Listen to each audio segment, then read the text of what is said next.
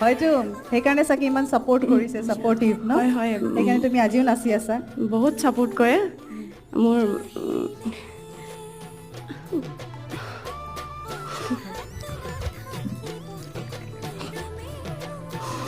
এইটো দুখত আছিলে নে সুখত? সুখতেই হয়। মোৰ মানে মাৰ ঘৰ টেঙাখাত। মোৰ মা দেউতা গাঁৱৰ হয়।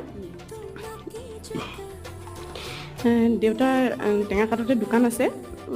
মা একদম ঘৰতে থাকে আৰু আজলি হয়, অলপ আজলিকে আৰু। কিন্তু মই ইমান মানে অনুষ্ঠানত মই ভাগ ল'ম বুলি বহুত ভাবোঁ। আগতে মানে সেনেকৈ আহিব পৰা মানে সামৰ্থ্যও নহৈছিলে বাৰু।